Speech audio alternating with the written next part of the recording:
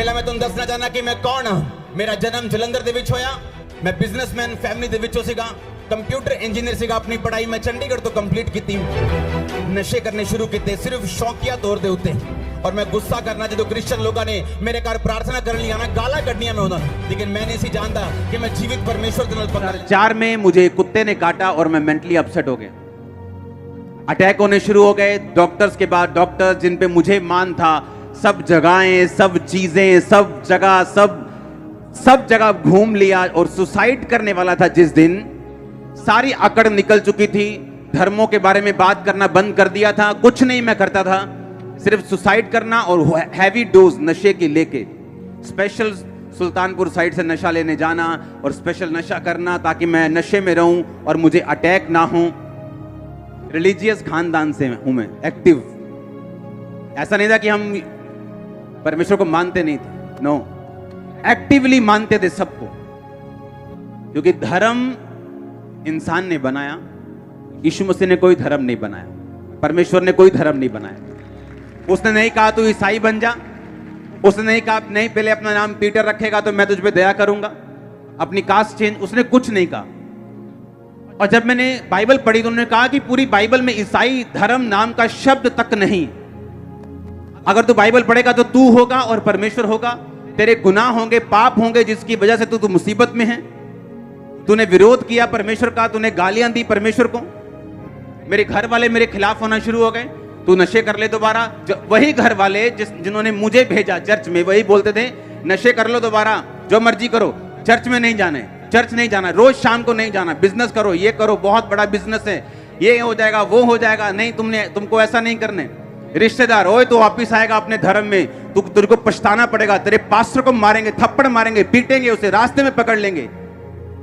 आप नहीं जानते, रोज रोज घर में कलेश इतना होता था, आप इमेजिन भी नहीं। अगर आप कई लोग ऐसे होते वापिस चले जाते।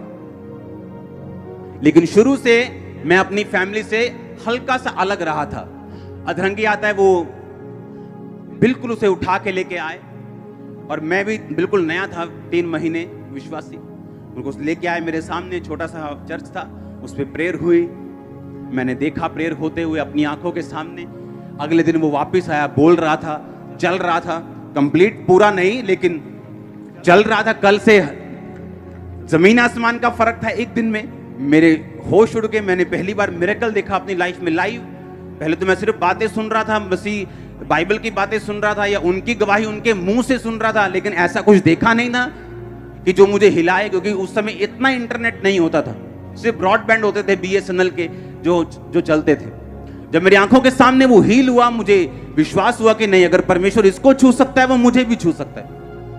परमेश्वर ने मुझे एक ही बात बोला कि तू सेवा कर, तू प्रार्थना कर, लोगों को समझा। इमेजिन करो तब मैंने बाइबल और परमेश्वर ने कैसे मुझे इस्तेमाल किया। और जब मसीह में 3 महीने हो गए, मेरे अटैक बढ़ गए। जिस अटैक से मैं आया था वो कम हो गया, लेकिन और अटैक बढ़ गए दुष्ट आत्मा के। उसकी वजह से मुझे क्या हुआ कि मुझे रोज बाइबल पढ़नी पड़ती थी, क्योंकि जैसे मैं बाइबल पढ़ता था अटैक कम होने शुरू हो जाते थे।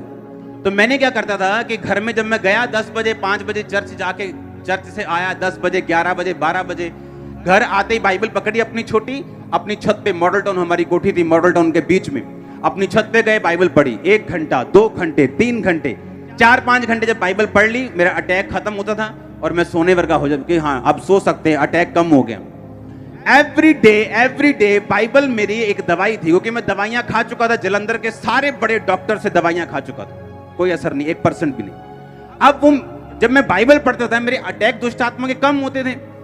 तो मुझे प्रैक्टिकली मालूम था कि वचन मेरे अटैक कम करता है। तो रोज इसी चक्कर में कि मेरे अटैक कम हो जाएं, बाइबल पढ़नी शुरू कर दी, रोज 6 घंटे 8 घंटे। हुआ क्या, 1 साल बाद, जब 1 साल मैंने बाइबल रोज 8-8 घंटे पढ़ ली, तब जब भी कोई बंदा चर्च में शाम को 5 बजे में जाता था, जब भी कोई बंदा अपनी मुसीबत लेके आता था, भाई साहब मुझे ये प्रॉब्लम है, अपने पास्टर को बोलना, पास्टर जी हमें ये प्रॉब्लम है। जैसे ही उसने प्रॉब्लम बोलनी, मैंने बाइबल से वचन निकाल लेना, क्योंकि बाइबल मुझे याद हो गई थी कौन सा वचन कहाँ लिखा है। जैसे ही उसने कहा मेरे ये दिक्कत है, मैं बाइबल उठा के बोलना कि देख वचन क्या कहता है, वचन ये कहता है, वचन ये कहता है।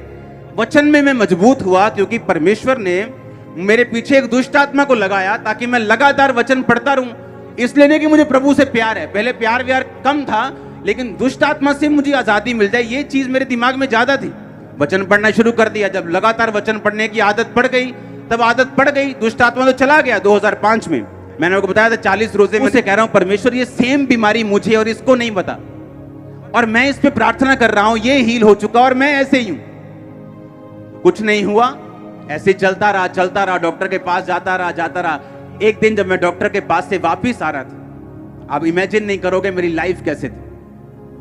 उसने कहा 12 साल से पेशेंट दवाई खा रहे हैं, तू ज्यादा मत सोचा कर। और मैं हैरान हो रहा हूं कि परमेश्वर मैं तेरी सेवा करता हूं, मैं लोगों पे ले हैंड करता हूं, लोग हील होते हैं और मैं बीमार हूं। जब उस डॉक्टर ने इतनी बात बोली कि 12 साल मैंने बाहर आया हॉस्पिटल से, मैंने गुस्से से दवाई फेंकी, मैंने कहा मैंने नहीं खानी, कुछ भी हो जाए। अब इमेजिन करो, मुझे नहीं मालूम था कि मेरी प्रार्थना सुनी जा रही। परमेश्वर का थैंक्स करता रहा। इंस्टेंट हीलिंग हुई मुझे, इंस्टेंट हीलिंग, और मैं हील हुआ। मेरा फेथ बढ़ा। मैंने कहा अब आया मजा, अब बताऊंगा मैं। सुनो, फिर लोगों, क्योंकि जैसे जैसे आप प्रभु में बढ़ते जाते हैं ना, आपका विश्वास बढ़ता जाता है, आपका फेथ बढ़ता जाता है। क्योंकि पहले तो प्रभु शेर मारेगा आपसे, फिर भालू मारेगा, फिर गोलियत मारेगा। आप समझ रहे मेरी बात के नहीं? वो शेर भालू का टाइम था, मेरा गोलियत का टाइम अभी नहीं आया था। वो शेर भालू मार रहा था प्रभु कि देख मैं तुझे कैसी बीमारी से निकाल रहा हूं। डॉक्टर जवाब दे चुके, देख मैं तेरे द्वारा हील भी कर रहा हूं और तुझे भी निकाल रहा हूं इन बीमारियों से। तब मेरा विश्वास बढ़ना शुरू हुआ सेवकाई के लिए। एज ए बिलीवर मेरा विश्वास इतना था कि मैं हील होऊं चाहे ना होऊं, मैं मरना जीना सब परमेश्वर में, ये पक्का था। लेकिन आप इस वीडियो को भी छोड़ के ना जाए, आप इस वीडियो को पूरा जरूर देखें। जैसा कि आप सभी जानते होंगे 22 जनवरी को राम मंदिर की ओपनिंग है और परमेश्वर वचन कहता है सताने वालों को आशीष दो, उनके लिए प्रार्थना करो। आज बहुत सारे लोग हैं जो कहते हैं कि ईसाई लोग पैसा देकर धर्म को परिवर्तन करवाते हैं, लेकिन वो ये नहीं जानते हैं कि हमारा प्रभु यीशु मसीह धर्म और जात को नहीं, लेकिन हमारा प्रभु यीशु मसीह जीवन को बदल देता है। और आप सभी उन लोगों के लिए प्रार्थना करें जो कि अयोध्या में सच्चे परमेश्वर को ढूंढ रहे हैं, लेकिन सच्चा परमेश्वर उन्हें मिल नहीं रहा। क्योंकि परमेश्वर कहता है सत्य को तुम जानोगे और सत्य तुम्हें स्वतंत्र कर देगा। परमेश्वर का वचन कहता है कि इस संसार के ईश्वर ने उनकी आंखें अंधी कर दी है ताकि सत्य जो कि हमारा प्रभु यीशु मसीह है उसे ना पहचान पाए। ऐसा हमारा विश्वास है कि आप अयोध्या के लोगों के लिए प्रार्थना करोगे कि परमेश्वर की दया उनके जीवन के ऊपर आएगी और आने वाले दिनों में वो भी प्रभु यीशु मसीह पर विश्वास करेंगे, क्योंकि परमेश्वर कहता है कि विश्वास करने वाले के लिए सब कुछ हो सकता है। आप इस वीडियो को एक दूसरे के साथ शेयर करें ताकि वह व्यक्ति आपकी तरह नरक की आग से बचाया जाए और वह व्यक्ति आपकी तरह प्रभु यीशु मसीह को जाने। और ऐसा हमारा विश्वास है कि आपने इस वीडियो को एक व्यक्ति से शेयर कर दिया है, और आप इस वीडियो को एक लाइक करें और आप इस यूट्यूब चैनल को सब्सक्राइब कर दें। क्या पता एक परमेश्वर का वचन आपकी पूरी जिंदगी को बदल दे। परमेश्वर आपको बहुत बहुत आशीष दे।